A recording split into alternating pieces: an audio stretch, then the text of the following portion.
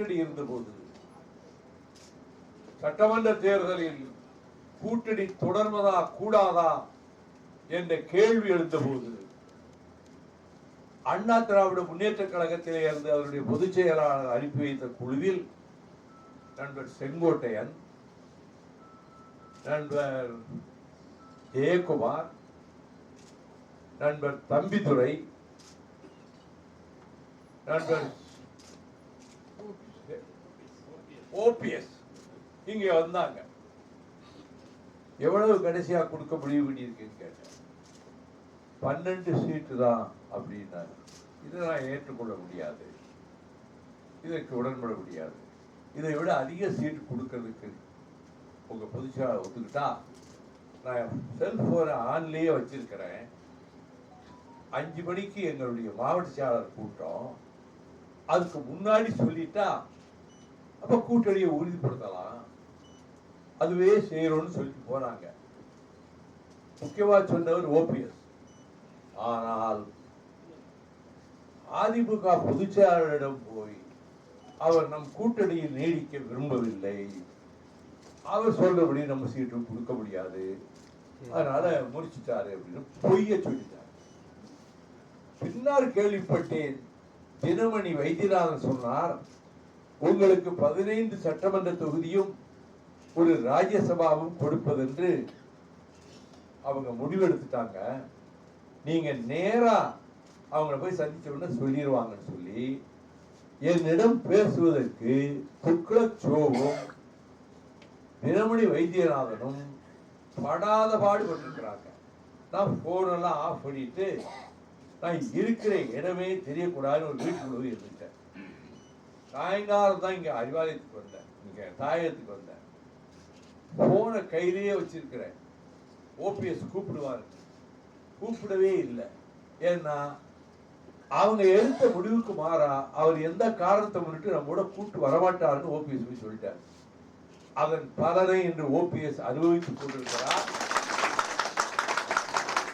அப்பொழுது இங்கே 5 மணிக்கு கூட்டம் கூடி நாம் என்ன முடிவெடுப்பது என்று எல்லோரையும் பேச சொன்னேன்.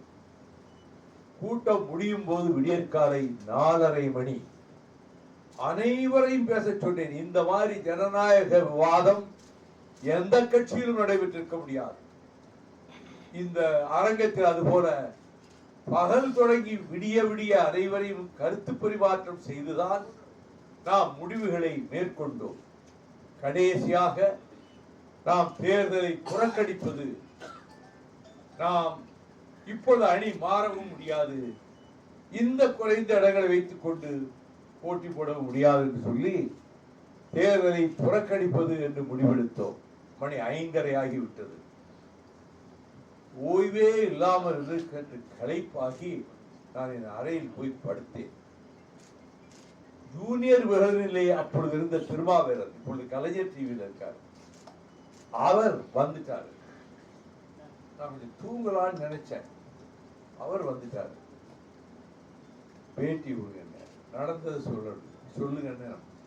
நான் முக்கியமான ஜூரியில் நம்ம பட போறாங்கன்ட்டு 1 மணி நேரம் நடந்ததெல்லாம் சொன்னேன். அதை சொன்ன பிறகு போயிட்டாங்க.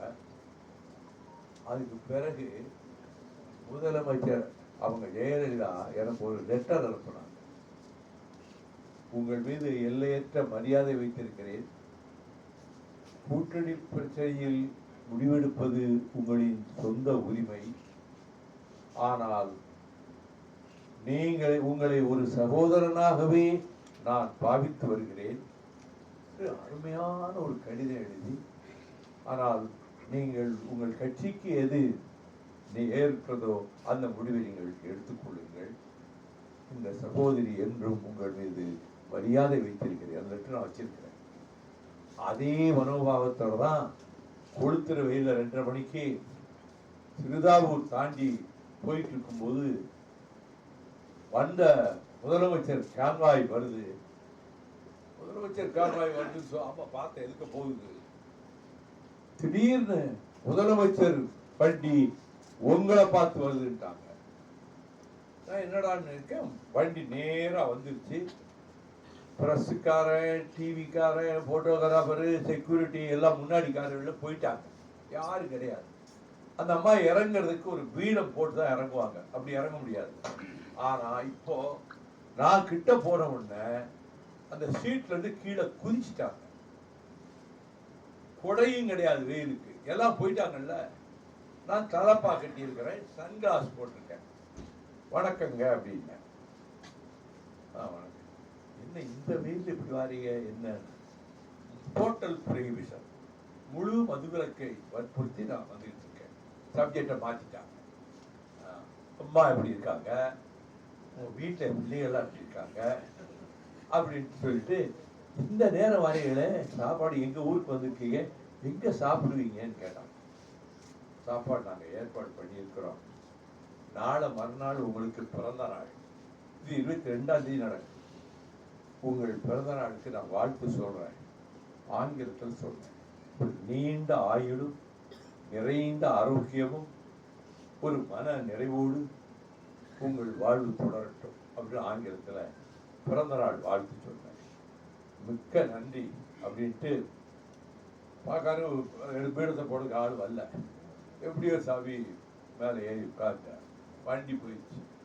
அடுத்த 10வது நிமிஷம் எஸ்பி வந்துட்டார். Sir, chief minister, photographer, video, TV எல்லாம் முன்னாடியே போயிட்டாங்க. உங்க போட்டோகிராஃபர் தான் நிறைய போட்டோ எடுத்திருக்காரு. அம்மா கேட்குறாங்க, உடனே அந்த போட்டோக்கள்லாம் வேணும். நான் உடனே போட்டோக்களை கொடுக்க சொல்லி கொடுத்தேன்.